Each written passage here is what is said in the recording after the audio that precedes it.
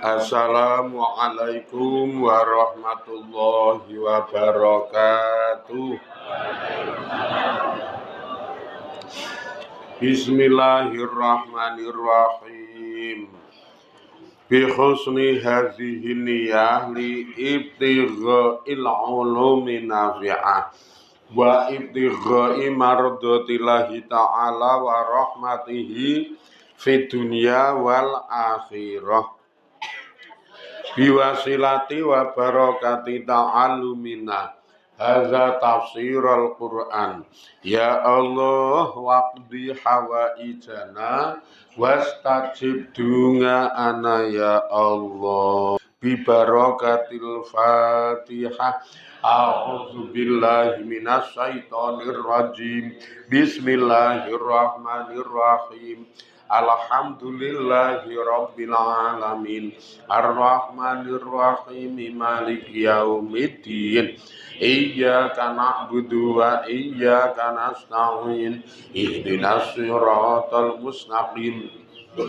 Siratal ladzina an'amta 'alaihim ghairil maghdubi 'alaihim waladdallin. Amin. Khususon kangge Mbak Rusti Aningsih binti Bapak Tukijan Surdiwiranto ingkang nembe nandhang gerah ajeng nglampahi ikhtiar operasi, mugi-mugi pun paringi lancar, paringi gampil, saged ilang lan resik penyakitipun, paringi sehat waras ingkang manfaat faedah dunya akhiratipun. Wasilah barokah sedaya menika mugi panjenengan ngijabahi ya Allah panyuwunanipun lan hajatipun Mbak Rusti Aningsih. Bi barakati sirri wa lafzil Fatihah. A'udzu billahi minasy syaithanir rajim. Bismillahirrahmanirrahim. Alhamdulillahi rabbil alamin.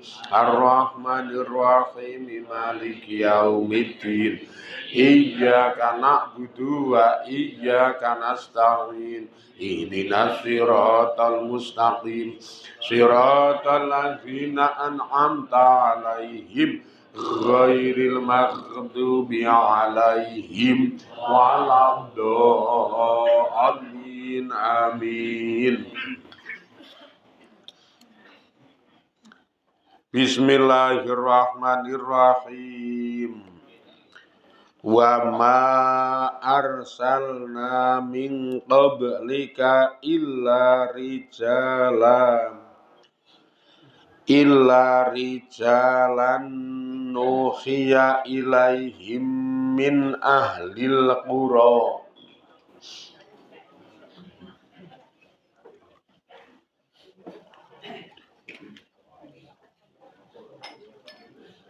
Wa ma arsalna lan ora ngutus sapa ingsun Allah min qablika saking sadurunge sira Muhammad illa rijalan kejaba wong lanang nuhiya kang aweh wahyu sapa ingsun Allah ilaihim maring pira-pira rijal min ahlil qura saking ahli pira-pira desa utawa saking penduduk pira-pira desa. Wa hadza utawi iki raddun dinggo nolak ngala ahli Makkah ing atase warga Mekah khaisu angkaru sekirane padha ngingkari sapa wong-wong Mekah nubuwata sayyidina ing kenabiane bendara kita sayyid kita Muhammadin hiya Kanjeng Nabi Muhammad sallallahu alaihi wasallam. Wa qalu lan do ngucap sapa warga Mekah hala ora utawa kok ora hala bangasa kok ora ngutus sapa Allahu Gusti Allah malakan ing malaikat. Wal makna utawi maknane iku kaifa kepiye ya ta'ajabuna padha ta'ajub padha gumun sapa wong-wong Mekah min irsalina saking oleh ngutus ingsun iyaka ing sira Muhammad manga annasa ira rusuli sartane sak temene utawi sekabehane para rasul alladzina hiya para rasul kanu kang ana sapa dheweke kabeh para rasul mingkoblika saking sadurunge sira iku basarun di khabare anasaira radadoh iku basarun menungso biasa misluka hiya padane sira haluhum utawi tingkahe para rasul iku kahalika kaya tingkahira utawa kahanane lah walam yapngus bangasa yapngasu walam yapngas lan ora ngutus sapa Allahu Allah rasulan ing rasul min ahlil badiyati saking ahli badiyah saking penduduk badiyah.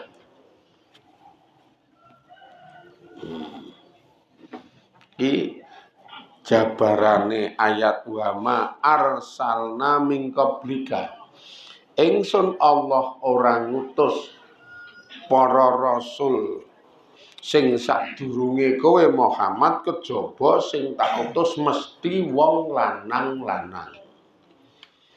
Wis mesti wong lanang-lanang. Saka sebagian utawa salah siji warga desa-desa sing ana dijikuk salah siji saka warga sing ana. Lah sing dijikuk sapa saka wong lanang kuwi sakarepe Gusti Allah. Ora kudu sesuai karo ideal akale para menungsa ora. Nek ideal akale para menungsa ora kudu sing dadi rasul kuwi kudu gedhe dhuwur lemu. Ora kudu ya. Ben ketok kereng, ben ketok serem. Ben ketok gagah sing diangkat dadi rasul pokoke sing gedhe dhuwur lemu gagah bagus ngono. Wah ora ana ya. Gedhe dhuwur ana. Nggih. Lemu ana. Nggih. Ning kluntah-kluntuh ya ora mangun ya. Ya ana. Ya karepe sing ngono kuwi ning mungguhe Allah urung wangun. Nek ideale akale wong kadang ya wis pokoke ora usah kudu gedhe dhuwur. Wis cilik rada ireng metekel ora apa-apa. Ning rada kendel rada mbeling. Nah, pertimbangan sing diangkat rasul ki ora kudu kendel ora kudu nggali kok ya. Kendel mbeling ki rak nggali kuwi jenenge. Apa menah cilik endi wah kok iso do dece kok ya. Nek cilik endi mecicil. Ha ora wangun kok nggih. Lah piye sak karepe Gusti Allah. Pokoke sak karepe Gusti Allah. Ora kudu sugih balungan gedhe keluarga brewu-brewu ora kudu.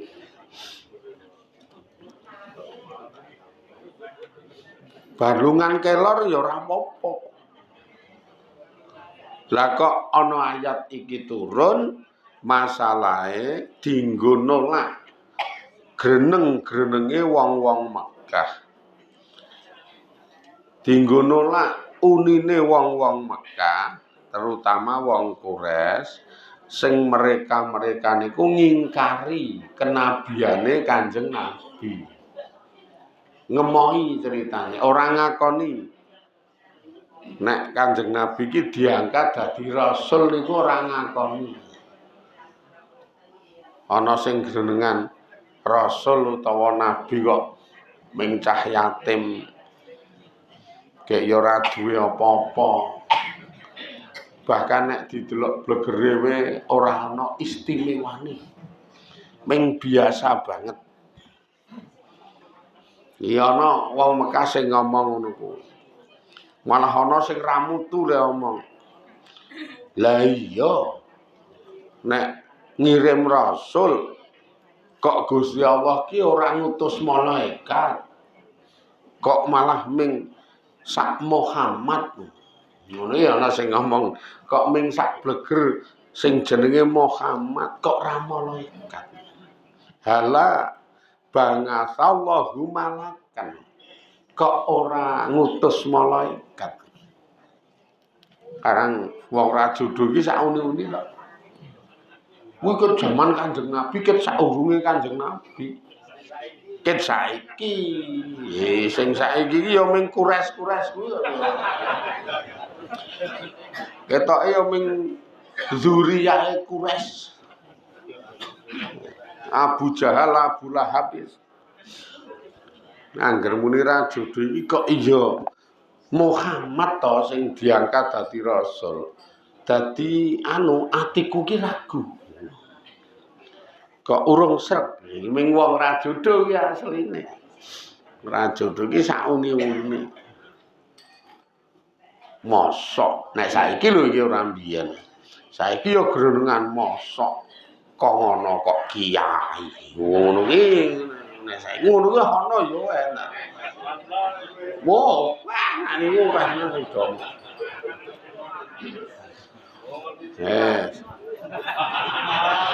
Mosok kok ngono kok kiai.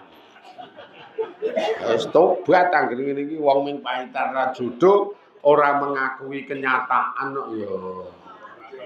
Wis gandeng ra mengakui kenyataan ya sangar mbok dikai pembuktian sing nyolok mata. Pembuktian sing tok lek. Pembuktian sing jlentreh tetep ora nampa. Wis. Petuk nang dalan tak ruru ya ndangak tanpa semaur. Welok tenan ya. Ing atase nek gleleng ngono lho iki nek nganggo tembung gleleng ngono ing atase aku lho gelem ngruri dheke lho. Kira yo cara kelas iki jane yo dhuwur aku lho. Nek cara kelas kowe tak ruru ya ndangak ndrendeng ngene iki. Wah asem ya. Ning ra apa-apa wong ati kula iki wis semendhe. Ora nggawa ngaruh sing berkepanjangan ming batin wae. Leleng. Wis ming ngaten niku. Sesuk nek petuk tak rurui meneh kok bol. Wis mesti wangun kae. Ayo yu, aku ya ngono kuwi sesuk.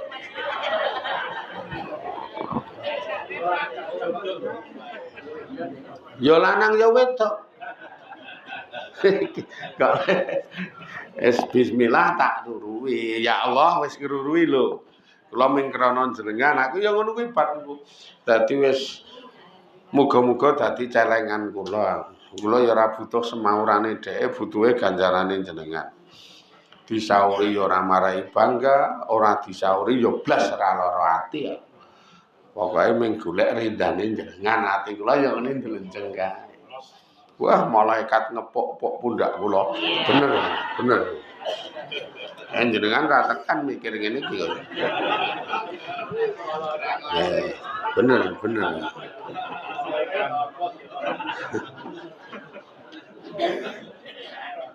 Lah nek jaman Quraisy ya lucu ji. Wong-wong Mekah ki do gumun kok. Mereka iki dadak do gumun oleh Gusti Allah ngangkat lan ngutus Kanjeng Nabi dadi rasul. Bahasane kok ming kowe. Sing diangkat dadi rasul kok ming kowe. Dadi gumun nek ngono iki terus ning ati ra nampa kuciwa kok ya. Lah kok sing dadi rasul ming kowe. Nggih, ra ya antik to. Ya kaya saiki. Kok dadi kowe iso? Ngono kok ya. Wes kok dadi kowe iso? Dadi kiai. Aku kok rada ra ngandel. Kok dadi saka ngono? Ayo ora penting ngandel karepmu ora karepmu. Wong nyatane ngaji ya sedina-sedinane ping 3. Hitungan ngaji iki sedina-sedinane ping 3 to esuk ngene iki. Iki cetha kok bar maghrib. Terus bar ngisak metu ngisi pengajian. Kayak ngono kuwi mesti to. Nyatane ya ing atase gang ngaji wis sedina ping 3 ping 7. Gek kowe mah blas ora tau. Oke lho wong sing do ngono kuwi ning mah dheke blas ora tau ngaji iki. Bar maghrib ya ora, bar ngisak ya ora. Bar subuh ya ora, ning ora nyenengi wong ngaji. Iki jal piye nek sing ngono kuwi wis. Kono len dalil wangun alah ngojang ngaji nek kur ora rubah, ngojang ngaji nek kur ora ngamal kuwi ya percuma. Len dalil ngono kuwi berarti geblingere saya adoh. Padahal sing jenenge ngaji ki ora kudu ngamal. Pisan ping pindhone sing jenenge ngaji ki mesti diberkahi Allah. Engko nek titi wancine mampu ngamal mesti ngamal. Wis mesti jenengan ngrasake. Kowe ngamal ki sok-sok lete ado.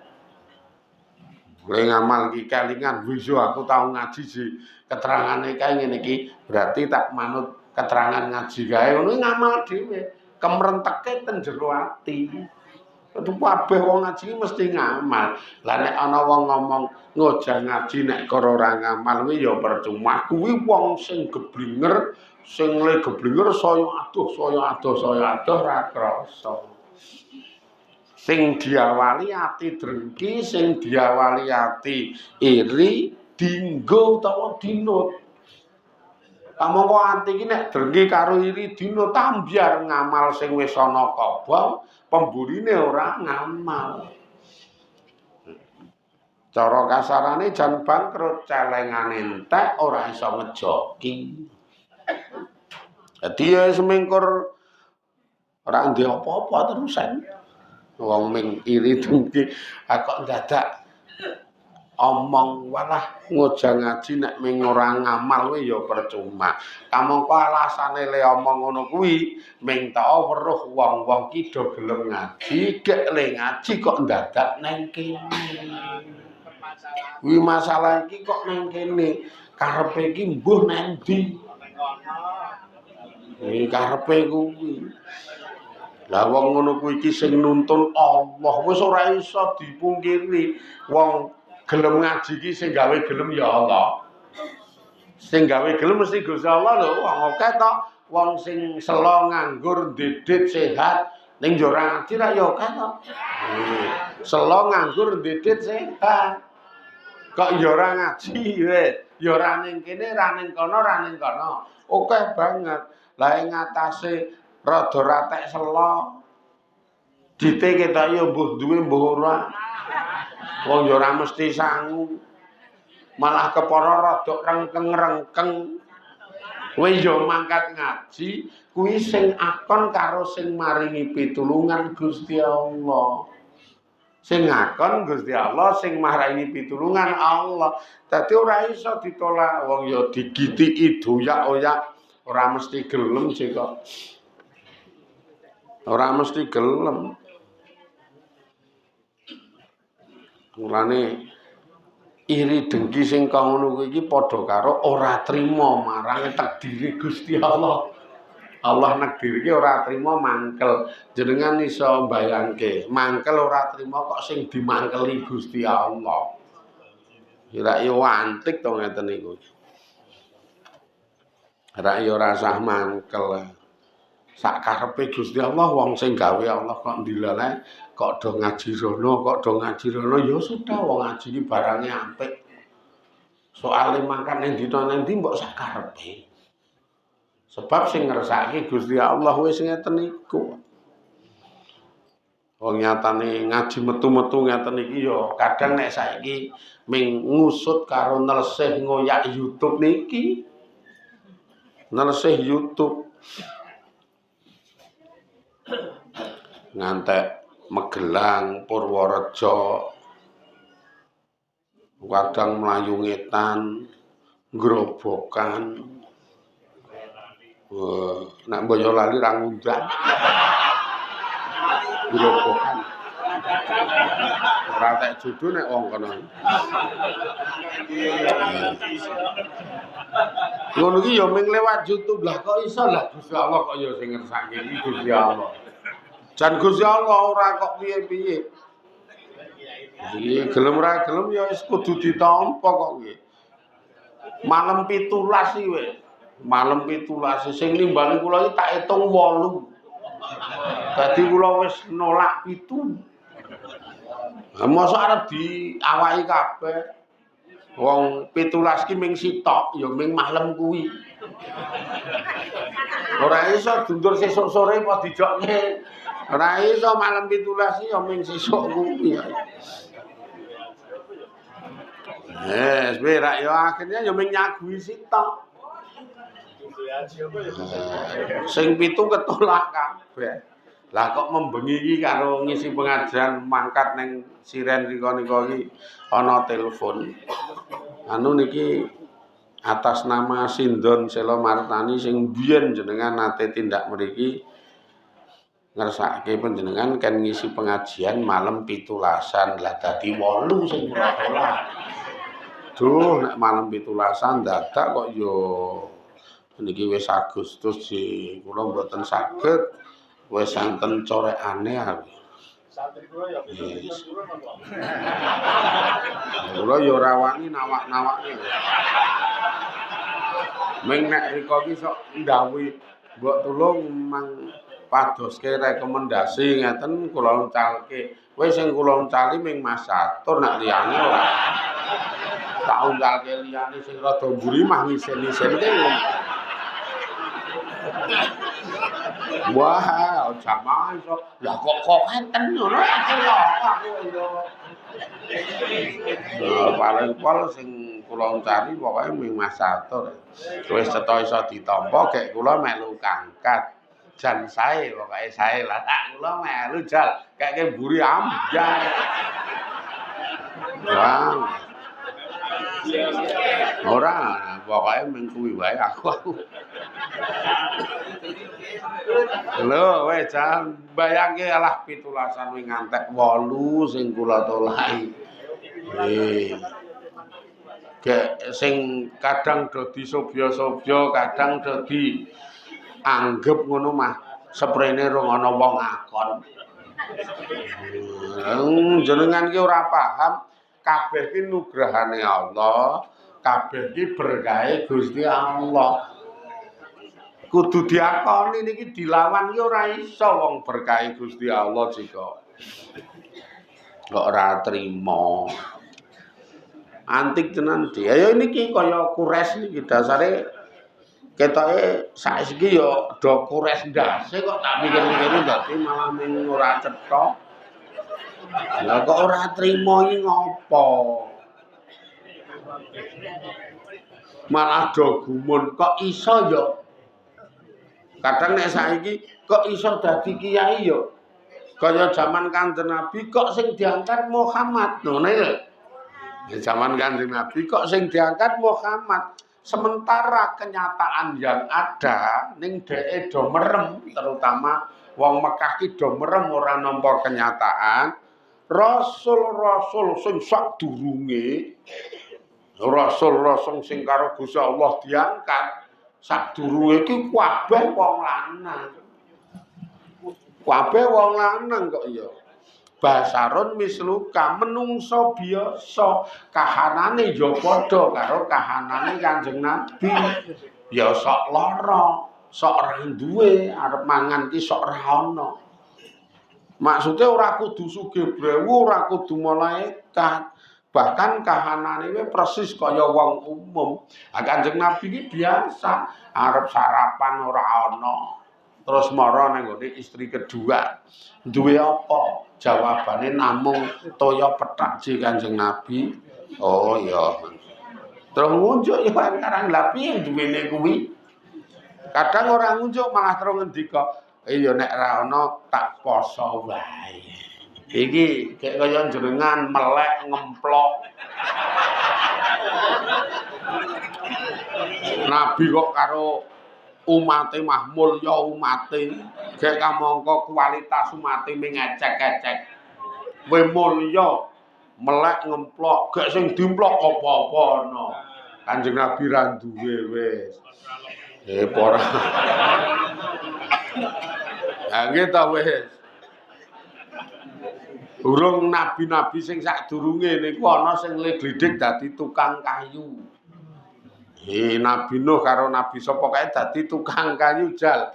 Lah kok karepe iki kon malaikat ora dadi kaya engko nek malaikat ora manut. Kowe kok ora manut nabi, kono malaikat ngono. Lumrah lah kene ming wong biasa jerak ming ngono ki to mingen arepe. Ora setuju. Mula nek digawe sing diangkat Rasul kok ming menungso biasa, ra iso jenengan muni karang kae. Ha kae iki tingkahe padha kowe kok dadak muni karang. Wong kae iki salat wengi ya tetep nganggo sayah ngantuk. Engko angger sayah ngantuk ya tetep sare. Engko kowe wae sing ra gelem. Oh, biasa dong ngeten niku saking drengkine atine. Mulane ketemu wong sing kaya keten iki wis ora iso diakandani. Paitane masalahe ra judu kaya. Wong ra judu iki ora ana enteke. Ya sak karepmu, nampa karepmu ra karepmu. Terus-terusno le atimu brontok. Ha iki rak ya ming saya engko saya plendas-plendus wae. Wong nak petok ki merot-merot tali wae lho. Karena atine mangkel. Nah, nek petok merot-merot wae. Wong angger ketemu nang tahlilan aku seneng sok tak ceraki. Ceraki tawani rokok. Wae tawani rokok gek kene gorong bungkus. Filter karo kretek. Gorong bungkus. Karo nyanding pipa. Wah, wangga rata. Ini nyanding pipa, saka glugu. Wah, wangun pipa saka glugu dadi gedhe wae. Nek arep muni piye men tak tuthuk pipa wae. Saka glugu wangun kae pipane. Karo ngetoke handphone kae. Engko dilale jejer ngono iki mah ngarepe takon. Kok iso tindak iki selapa Pak Yai? Ngono kuwi dilalahi iki wae malah ngarepe dadak takon ngono. Ha tak apusi mboten iki mengke langsung lunga. Aku ya ngono ya. Ben saya kemropok ngarepmu wae. Padahal ya selok. Seneng gawe ngono. Salahe kemropok. Wah nang ati mesti mulat-mulat kae lho. Wae upamane sing nerangke wudu aku iki nganggo anu kok keterangan iki nganggo kembang miso kok asline.